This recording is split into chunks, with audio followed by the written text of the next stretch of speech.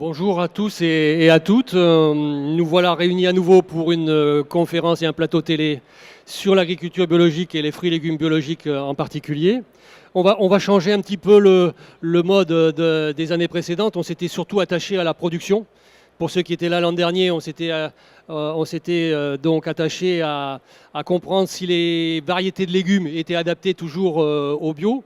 Là, on change de registre et c'est le monde de la consommation qui nous intéresse parce que ça bouge beaucoup. Il y a probablement beaucoup plus de consommateurs bio qu'on a encore de téléspectateurs ici autour de nous, mais ça va venir.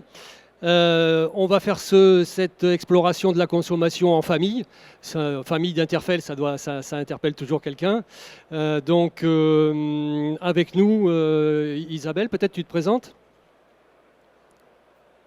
Vas-y, parle, vas-y. Bonjour, Isabelle Jusserand d'Interfell. Donc, j'anime notamment le comité bio d'Interfell. Voilà. On est en présence de Philippe Bernard, donc, qui reprend en partie la gouvernance du comité bio, puisque la gouvernance du comité bio d'Interfell a été revue en début d'année. Et donc, avec Alain Codebrune, qui est maraîcher en Normandie, Philippe Bernard pour FCD. On y reviendra tout à l'heure. Oui, peut-être. Philippe, deux mots quand même, parce que ça fait un bout de temps qu'on se connaît. On est presque en famille aussi. Donc Patrick, effectivement, ravi de participer à ta table ronde. Donc effectivement, il y a une trentaine d'années, j'étais dans le département des Pyrénées-Orientales et puis donc on a pu œuvrer ensemble sur la filière bio. Et on le verra tout à l'heure, qui s'est beaucoup développé, puisque c'est une véritable opportunité pour le monde agricole. D'accord. Dragana ? Oui. Bonjour, je suis Dragana Miladinovic, je travaille au service économie d'Interfell et je m'occupe de la gestion des données statistiques de la filière fruits et légumes frais et également les fruits et légumes biologiques. Alors, ces consommateurs, comment ça évolue ? Alors, on va démarrer la présentation. Donc, ce que je vous propose comme plan, c'est d'abord de faire un point sur l'évolution de la consommation de fruits et légumes biologiques et ensuite de regarder plus particulièrement quelles sont les spécificités du consommateur de fruits et légumes bio. Ensuite, de regarder les grandes motivations d'achat des fruits et légumes biologiques et enfin de faire un point sur les missions du comité bio d'Interfell. Alors, le marché des fruits et légumes biologiques. Donc là, je vais vous présenter des données de consommation. Alors, comment est-ce qu'on suit la consommation en fruits et légumes biologiques à Interfell? Donc, nous disposons des données du panel Kantar World Panel, donc, qui est un panel de 12 000 ménages français représentatifs de la population française. Et donc, ces ménages déclarent au quotidien leurs achats de fruits et légumes frais, dont les fruits et légumes biologiques, au quotidien et sur tous les circuits d'achat. Alors, au niveau des fruits et légumes biologiques, on ne suit pas tous les produits. On suit 15 fruits et légumes biologiques. Donc, vous avez la liste juste en bas. Donc, la carotte, la tomate, la salade, la courgette, l'oignon, le poireau, le concombre, le melon, le chou-fleur, la pomme, le kiwi, la poire, la pêche, la nectarine et la banane. Donc, comme vous pouvez le voir sur ce graphique, donc le marché est en croissance en volume comme en valeur. Vous voyez les petits bâtonnets bleus entre 2011 et 2015, la consommation a cru en volume et également une croissance de la consommation de fruits et légumes bio en valeur. Vous voyez la courbe rouge.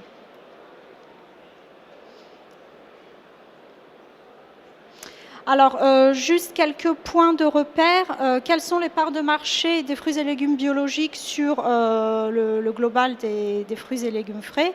Donc, en volume, c'est 6% de parts de marché pour les fruits et légumes bio. Oui. Et en valeur, on est à 8% de parts de marché en 2015. Et ces parts de marché, également, d'année en année, s'accroissent. On s'est fait un peu peur en 2013-2014 apparemment, et maintenant ça repart de plus belle, c'est ça ? Ça repart de plus belle, effectivement. Alors là, on va rentrer sur des données par ménage. Alors, au niveau du panel Kantar, qu'est-ce qu'un ménage? Un ménage est composé en moyenne de 2,3 personnes. Donc, il se base sur les données de l'INSEE. Donc, vous voyez ici en volume et en valeur. Donc, les quantités achetées par ménage ne font qu'augmenter depuis 2011. Et en 2015, on est à 5,8 kilos de fruits et légumes biologiques consommés en moyenne par ménage français. Et en valeur également, donc des ménages français qui dépensent de plus en plus pour leurs achats de fruits et légumes biologiques. Vous voyez, en 2015, on est à 14,50 € par ménage en moyenne. Alors maintenant, la question qu'on peut se poser, c'est comment se fait cette consommation de fruits et légumes bio? Quels sont les leviers activés pour augmenter cette consommation? Donc on a 2 canaux de développement des achats en 2015. Donc, premier canal de développement qui est la fidélisation des acheteurs. Donc, on a des acheteurs qui viennent acheter des fruits et légumes biologiques de plus en plus souvent. Vous voyez, pareil, croissance continue depuis 2011. Et en 2015, on arrive à 8,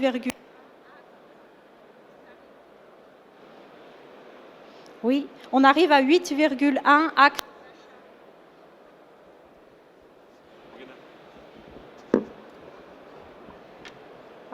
Oui, donc en 2015, on arrive à 8,1 actes d'achat par ménage. Et le deuxième canal de développement des achats de fruits et légumes biologiques, c'est le recrutement de nouveaux acheteurs. Donc là, vous voyez la taille de clientèle. Donc on s'était un petit peu resserré en 2013 et en 2014. Et vous voyez qu'en 2015, on repart. Donc on a recruté de nouveaux ménages acheteurs, ce qui est un élément très positif. Alors peut-être un mot sur ces nouveaux acheteurs qu'on a recrutés en 2015. Donc on a recruté davantage de ménages jeunes, entre guillemets, donc de ménages de moins de 35 ans, ce qui est un élément assez positif car au global, cette population des moins de 35 ans est sous-consommatrice ou peu consommatrice de fruits et légumes. Et on a également recruté des ménages acheteurs dans la catégorie des classes entre guillemets modestes d'après toujours la définition de l'INSEE, donc ce qui est aussi un élément positif car les ménages modestes comme les moins de 35 ans sont eux aussi des ménages sous-consommateurs de fruits et légumes frais au global. Alors on arrive donc en 2015 avec 54% des foyers français qui ont acheté des fruits et légumes biologiques. D'accord. Donc tu en as un petit peu parlé, mais quels éléments vous avez sur le profil de ces nouveaux consommateurs? Donc un peu plus jeunes, c'est ça?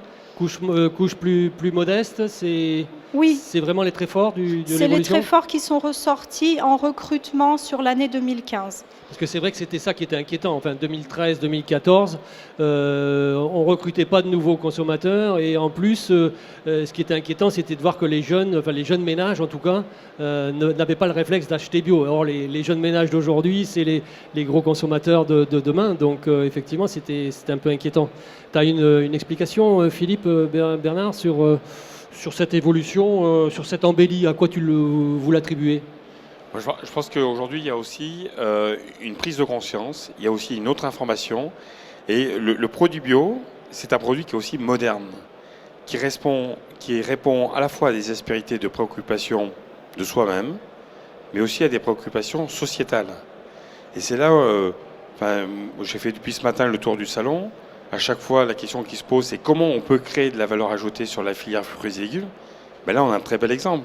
Il n'y a pas d'autres secteurs, d'autres segments en fruits et légumes qui aujourd'hui font plus 10, qui font plus 6%, qui font 6% de part de marché, c'est-à-dire qu'on n'est plus du tout dans le marché de niche. Je crois qu'il faut bien qu'on dise à nos auditeurs et à nos téléspectateurs que le marché bio, c'est plus un marché de niche. C'est une tendance de fond. Donc c'est une formidable opportunité pour l'agriculture française. Eh ben, c'est bien si on est plusieurs à partager ce point de vue. On poursuit un petit peu l'exploration de cette étude des consommateurs. Oui, donc on va poursuivre sur les spécificités des consommateurs de fruits et légumes biologiques. Alors là, l'idée, c'est pas de mettre les consommateurs bio dans des cases. L'idée, c'est de voir des spécificités en termes de comportement d'achat, en termes de profil. Alors, ce qu'on constate toujours avec nos données Kantar, c'est que le cœur des consommateurs est constitué de, entre guillemets, gros acheteurs. Donc, comme vous pouvez le voir, 81% des achats de fruits et légumes biologiques sont réalisés par de gros acheteurs. Ça, c'est une spécificité des fruits et légumes biologiques. Si on avait fait l'exercice sur le global fruits et légumes, on aurait été sur un chiffre moins élevé que ces 81%. Alors, ce qui est intéressant de noter aussi, c'est qu'au niveau des consommateurs de fruits et légumes biologiques, on observe une plus grande diversité des circuits d'achat fréquentés. Donc, comme vous pouvez le voir, à gauche, on vous a mis la répartition des achats en volume des fruits et légumes biologiques.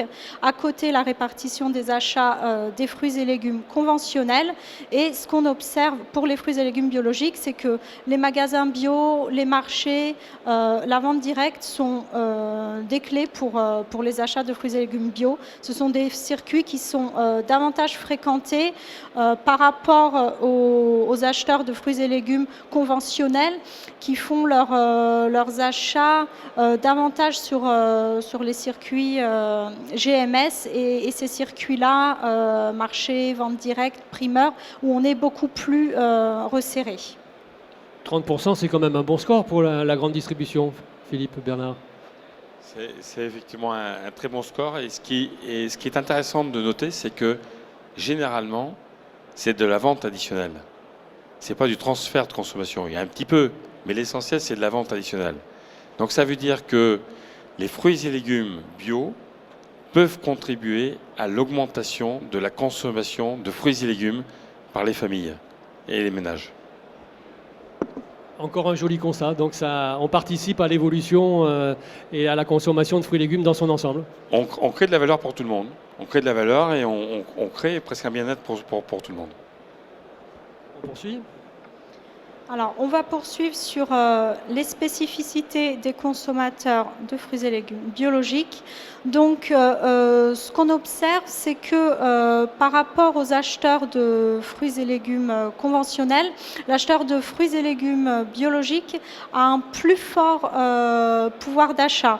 Alors là, vous voyez sur les trois bâtonnets, on a en premier la répartition de la population selon les classes définies par l'INSEE. Sur le second bâtonnet, on a la répartition des achats en volume sur les fruits et légumes conventionnels et sur le dernier bâtonnet, celle sur les fruits et légumes biologiques. Et ce qu'on observe, c'est une surreprésentation des classes aisées. Vous le voyez en vert, les classes aisées représentent 15% de la population française, 16% des acheteurs de fruits et légumes conventionnels et 22% des fruits et légumes biologiques. Et on fait le même constat sur les classes moyennes supérieures qui représentent 30% de la population et 33% des achats en fruits et légumes biologiques. Alors, Patrick, si vous permettez, ce qui est intéressant de noter, donc effectivement, on voit qu'aujourd'hui, ce qu'on appelle le CSP+, est plus acheteur de produits bio. Mais je pense que si on regardait cette même cartographie il y a 10 ans, l'écart a été beaucoup plus important. Donc ce qui est intéressant de noter, c'est qu'aujourd'hui, on a une certaine diffusion des produits bio sur l'ensemble des ménages. Et ça, c'est très bon signe. C'est moins réservé à une élite qu'à une époque, on va dire. Exactement. Aujourd'hui, on a fait en sorte que le bio soit accessible au plus grand nombre et certainement qu'on a encore une marge de manœuvre encore plus importante. Oui, l'écart est en effet se réduit et c'est ce qu'on voyait tout à l'heure avec l'augmentation de la taille de clientèle, donc de ménages acheteurs chez les catégories modestes. Alors, on va poursuivre. Donc, on est sur un profil d'acheteur un petit peu plus âgé, mais il y a quand même quelques éléments intéressants à noter sur les jeunes ménages. Donc là, il y a beaucoup de chiffres. On va juste aller sur les éléments qui nous intéressent. Donc, vous voyez au niveau des fruits et légumes biologiques, vous avez la flèche orange dessus. Donc c'est un marché où sont fortement représentés les plus de 50 ans, la couleur bleue et la couleur verte claire par rapport à la répartition de la population. Mais on a des circuits comme les hypermarchés, comme le online. Donc le online, juste pour le définir, il correspond au drive, à la livraison à domicile et au retrait en magasin. Donc le online qui est le deuxième bâtonnet avec la flèche verte dessus, qui touche beaucoup les jeunes foyers. Hein. Vous voyez que la proportion de ménages de moins de 35 ans, c'est 39% sur ce circuit, alors qu'il ne représente que 21% de la population française. Et sur c'est le online qui a contribué au recrutement des jeunes acheteurs, en fait, quelque part. Quelque part, oui. Et puis d'autres circuits aussi, comme les magasins biologiques. Ok, on va passer à un autre, mais avant de passer à un autre domaine de la consommation, en fait, il y a concurrence ou complémentarité entre grande distribution et magasins bio, Philippe Bernard? Le constat qu'on peut faire, c'est qu'aujourd'hui, il y a une complémentarité. Aujourd'hui, on a un marché qui se développe, on a des acteurs qui aujourd'hui apportent un service qui se complètent. Hein, on a des consommateurs qui ont besoin de conseils, d'accompagnement. C'est ce qu'ils vont pouvoir retrouver dans les magasins spécialisés. Et puis après, on a un consommateur qui est plus pressé, qui déjà sait ce qu'il veut. Donc, il va retrouver cet environnement dans la grande distribution. Ok, donc maintenant, les motivations, c'est ça, des consommateurs? Qu'est-ce qu'on cherche en consommant des produits bio? Alors, voilà, maintenant, on va regarder quelles sont les grandes motivations d'achat des fruits et légumes biologiques. Donc, quelles sont les clés d'entrée à l'achat de produits bio et plus particulièrement de fruits et légumes biologiques. Alors, juste un mot sur l'étude que nous avons réalisée, une partie en 2014, une partie en 2015. Donc, nous avons réalisé une étude sur les consommateurs réguliers de fruits et légumes biologiques pour analyser plus finement leur profil, leur comportement d'achat et voir quels étaient les leviers qui faisaient qu'ils consommaient des fruits et légumes biologiques et aussi les leviers qui font qu'ils intensifient leurs achats de fruits et légumes biologiques. Et donc de cette étude qui a été menée en 2014 sur un plan qualitatif et en 2015 sur un plan quantitatif dans la continuité, donc on a pu identifier 4 clés d'entrée au bio. Ces clés d'entrée qui sont la santé.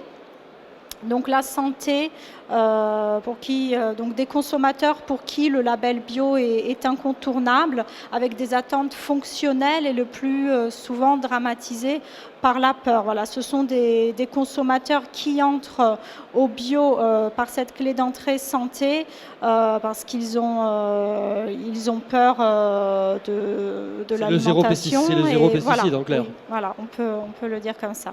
La volonté de ne pas consommer de produits avec des résidus de pesticides. Alors ensuite, dans une démarche plus globale, moins centrée sur soi, donc la clé d'entrée du développement durable, donc qui est une démarche effectivement plus globale, une démarche économique, sociale, environnementale, et les acheteurs qui rentrent au bio par cette clé d'entrée sont une cible plus militante par rapport à d'autres clés d'entrée comme la santé. Alors ensuite, troisième clé d'entrée au bio et aux fruits et légumes biologiques, le goût, qui est une clé d'entrée également importante. Donc des personnes qui commencent à consommer des fruits et légumes biologiques, car ils sont à la recherche d'un autre goût, du goût vrai de la nature, du goût perdu de son jardin d'enfance ou de sa propre production. Et ce qu'on a pu noter aussi à travers cette étude sur les consommateurs réguliers, c'est qu'on a un imaginaire qui est assez important, extrêmement valorisé sur cette catégorie de produits que sont les fruits et légumes. Et enfin, donc la quatrième clé d'entrée au bio, qui est l'art de vivre, se reconnecter. Donc là, on s'inscrit dans une démarche où on est en connexion avec la nature, aux saisons, au fait soi-même. On prend le temps de cuisiner, de s'occuper de soi, de s'occuper de son intérieur. On a une relation intime au temps, on respecte son corps. Voilà pour les 4 clés d'entrée qu'on a pu identifier. Et je laisse la parole maintenant à Isabelle pour poursuivre sur ces clés d'entrée. Alors, effectivement, voilà, Dragana a décrit les résultats de la première phase de l'enquête qui avait permis, sur un plan qualitatif, de décrire quel type de consommateurs en fait entrait à la consommation de fruits et légumes bio. On a cherché un peu à creuser cette étude et on a cherché un peu à mieux identifier, en fait, à mieux identifier ces 4 catégories de consommateurs qui étaient ressortis sur le plan qualitatif. Et l'intérêt, en fait, de travailler avec le panel Kantar sur cette deuxième phase, c'était vraiment de voir au-delà du déclaratif, parce que du coup, ils avaient été identifiés sur une méthodologie de blog, en fait. On demandait leur motivation sur une forme vraiment très interactive et très qualitative, en essayant d'identifier les mots, de chercher quelle signification ils recouvraient. Là, la deuxième phase, elle était beaucoup plus concrète et elle était en fait, on a sur les 12 000 ménages du panel Kantar, on a identifié environ 2500 panélistes qui étaient vraiment convaincus par le bio et on leur a demandé s'ils adhéraient à certains items. Et ils devaient répondre oui ou non. Chaque item faisait plutôt référence à l'une ou l'autre des clés d'entrée, des 4 clés d'entrée. Et c'est ça qui nous a permis ensuite d'identifier la clé d'entrée par laquelle ils entraient au bio et ensuite de voir quels étaient leurs comportements d'achat. Donc les résultats qui ressortent, c'est qu'au niveau de la pondération de ces clés d'entrée, ce qu'on observe, c'est que la clé d'entrée santé est celle sur laquelle on retrouve le plus de consommateurs de fruits et légumes bio. Vous voyez, c'est le rond qui concerne le niveau moyen d'achat le plus fort. On a également, en termes c'est celle qui rassemble le plus de ménages, en fait. Celle qui rassemble le plus de ménages. On a ensuite les catégories se reconnecter et développement durable en deuxième position. Et puis celle qui rassemble le moins de ménages, c'est peut-être celle du goût. Donc on le verra. Après, c'était les 4 clés d'entrée qui ressortaient de la première phase. Donc ça ne veut pas dire que ce n'est pas un item important, mais c'est vrai qu'en relatif par rapport aux autres, c'est celle qui semble le moins concerner le moins de consommateurs. C'est pas rare quand même qu'on rencontre des consommateurs bio qui disent, sans savoir que c'est du bio, qui disent « enfin j'ai retrouvé le goût du jardin de ma grand-mère ou des produits de mon grand-père ». Tout à fait.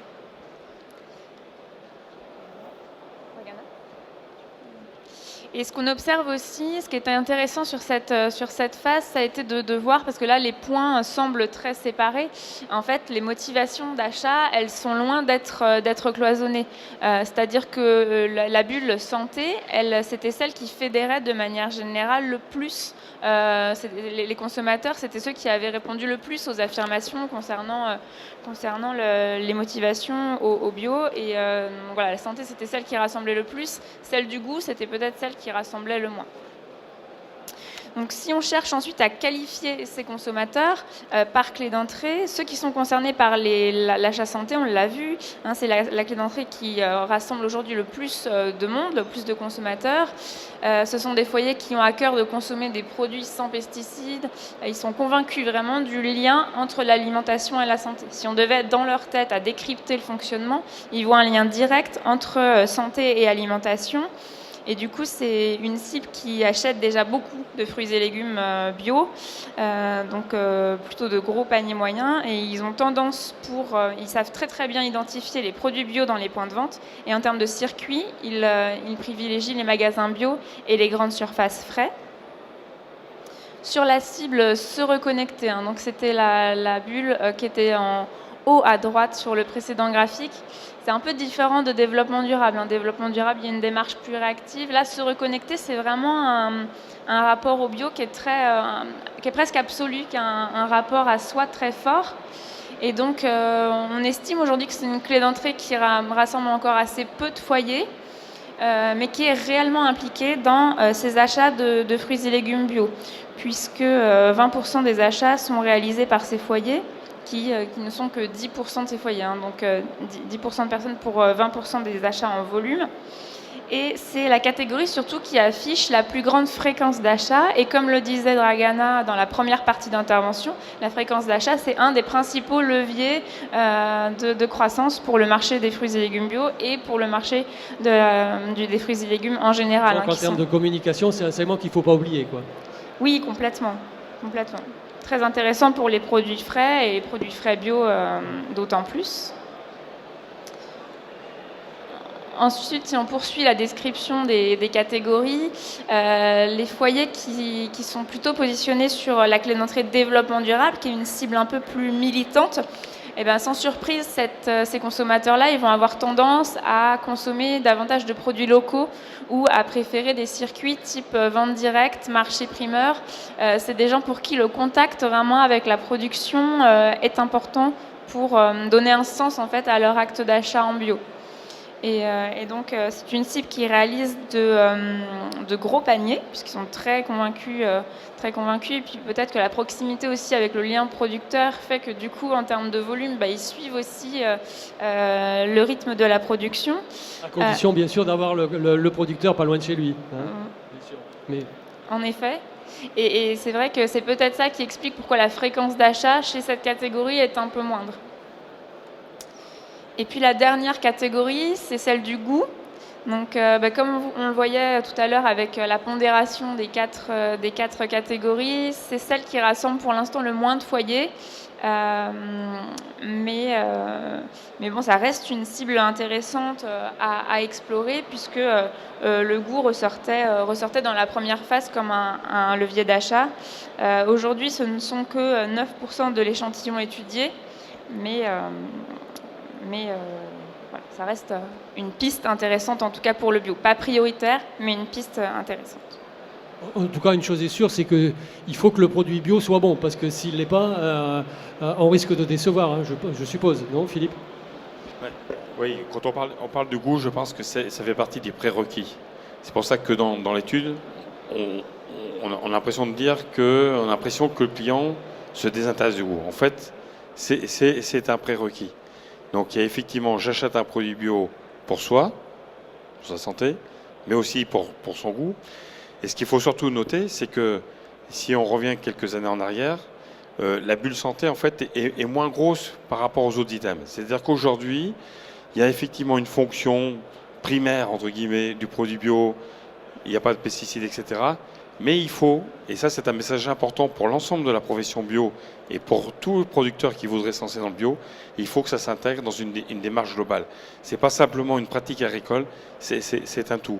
Et si on n'est pas en mesure de démontrer ce tout vis-à-vis du consommateur, ça peut poser problème. Mais aujourd'hui, il y a cette perception et donc c'est ce qui explique que le marché bio est en développement. D'accord. Alors, ce qu'on peut peut-être ajouter, ce qu'on peut ajouter sur les 4 clés d'entrée qu'on a identifiées, c'est qu'elles sont, entre guillemets, interconnectées entre elles. C'est un petit peu comme des poupées russes, par exemple, quand on rentre par la santé. D'abord, c'est la santé, la grosse poupée, et puis à l'intérieur, on a les autres clés d'entrée qui s'imbriquent. Voilà, elles ne sont pas chacune séparées, mais interconnectées entre elles. On s'est tous reconnus dans une partie des profils, et moi j'avais l'impression d'être au milieu, parce que j'ai l'impression effectivement que tous les items, le goût, la santé, se reconnecter, tout ça m'intéresse, à moi personnellement.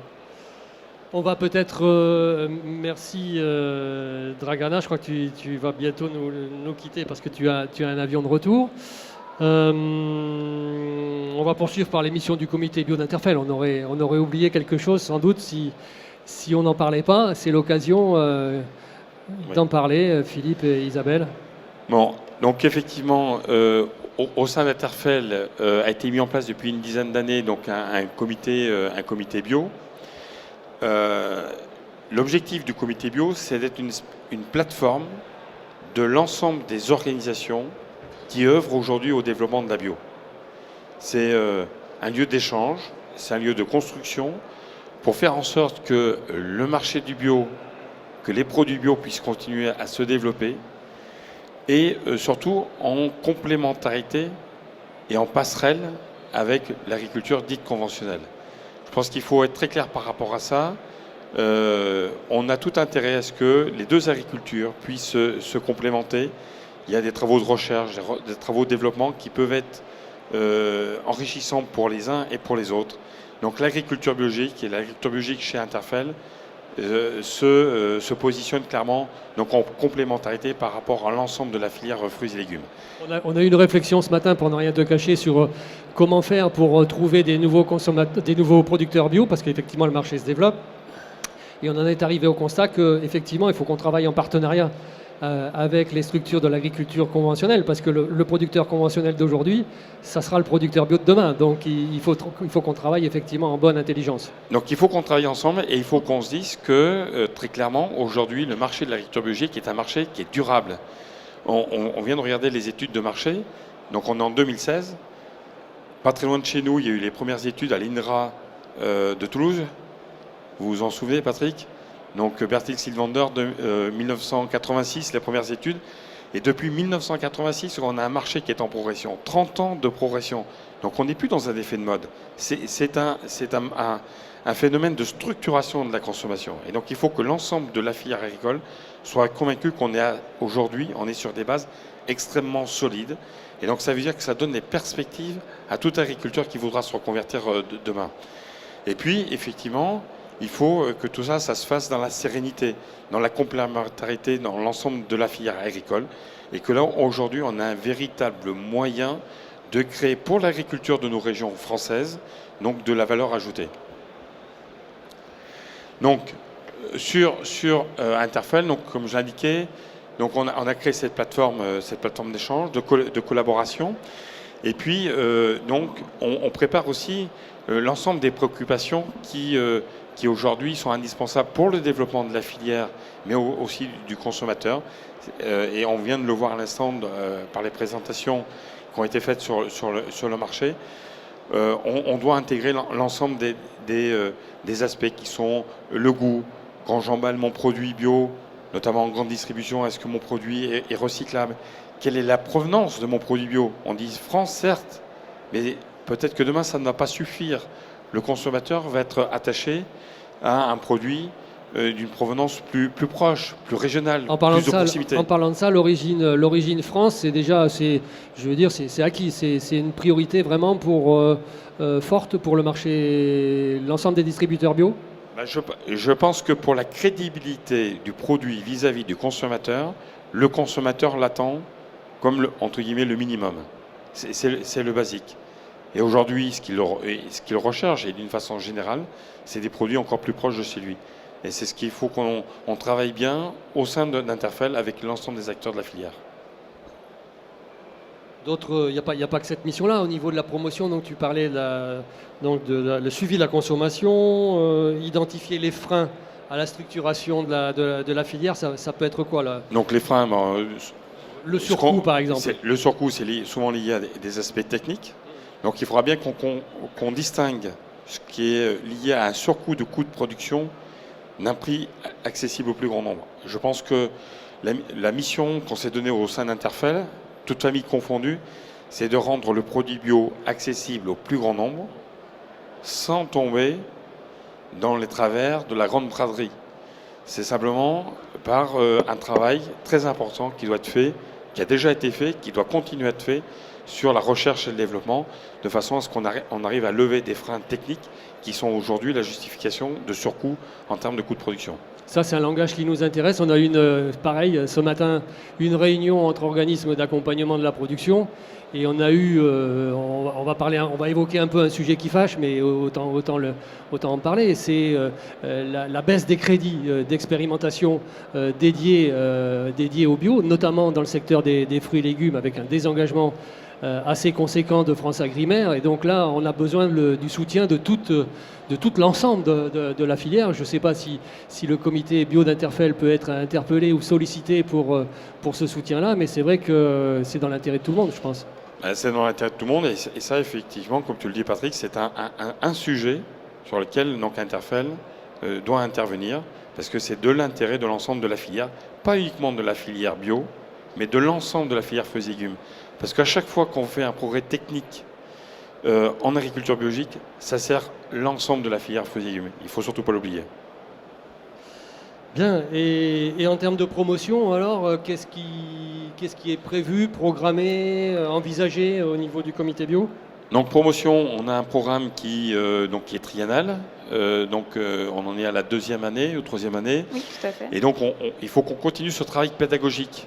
Hein, je continue à informer le consommateur sur ce qui est un produit bio et sur ce qu'il impacte sur l'ensemble de la filière et comment le consommateur, comment le client, effectivement, est un acteur de la filière agricole et de la filière agriculture biologique. D'accord, alors ça suppose des moyens, je suppose qu'ils sont prévus. Le marché bio, on a dit combien? 6% en volume, 6% du marché, 8% en valeur, ça veut dire qu'il faut qu'on ait des moyens à Interfell à la hauteur, c'est possible? Donc on est tous mobilisés et on ne doute pas qu'on aura les moyens pour pouvoir continuer dans cette bonne dynamique. Alors juste un commentaire pour le dessinateur. Quand je passe de bobo à bio, il faut juste enlever la barbe, parce qu'effectivement la barbe c'était il y a 30 ans. Et aujourd'hui, il n'est pas d'accord le dessinateur. C'était un clin d'œil. Voilà, que rajouter à tout ça? Peut-être on a le temps pour une ou deux questions dans la salle, s'il y a quelqu'un qui a une question à poser ou à interpeller ou à compléter ce qui a été présenté. Pas de questions, ça voudrait dire qu'on a satisfait à toutes vos attentes. J'en doute un peu. Mais je remarque, Patrick, qu'il y a plus de participants maintenant qu'au début de l'émission. Oui, mais c'est parce que tu étais là. Non, je pense que c'est l'intérêt pour la filière bio, tout simplement. Bon, écoute, gageons qu'il en soit de même dans les prochains mois et qu'on continue sur la même progression qu'on a constatée depuis 1 an et demi. Merci à tous et à toutes.